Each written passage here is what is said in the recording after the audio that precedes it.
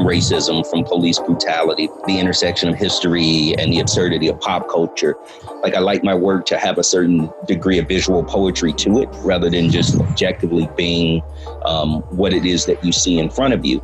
And so when I look at something like the Pieta, if you think about Michelangelo's Pieta, that is still a very poignant sort of subject matter to have, like a mother mourning, like the death of her son or child in general. It is something that is visceral, and no matter what language you speak, it's something that I think anybody seeing that image would understand.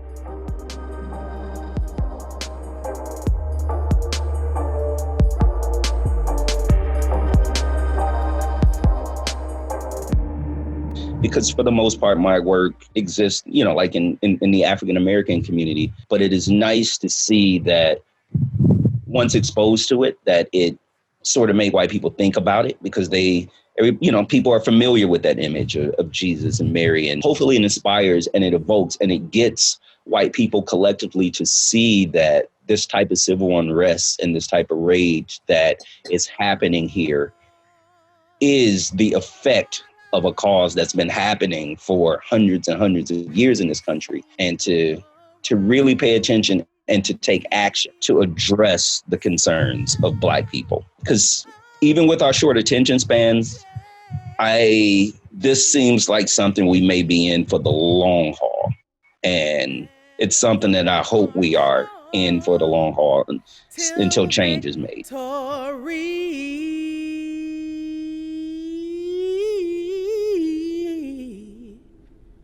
Is one. It can be challenging to say, just what does that look like, a perfect future? Because I guess the way that I feel when I'm here in Detroit or by myself, right? I live in a Black city. I don't think about racism sometimes. Don't get me wrong. Something happens every day that reminds me that I'm Black. But if I just think about my normal existence, like here in Detroit, I'm just allowed to be. And that's not even a grand thing to do, just to be. And sometimes that can be challenging.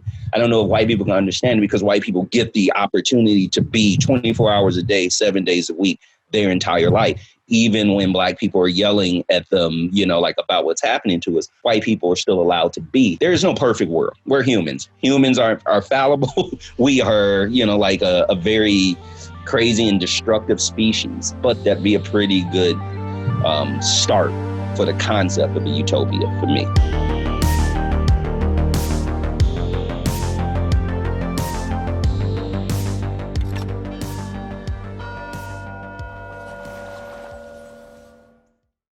If you want to find more of my work, you can reach my website, Tylonn-J-Sawyer.com.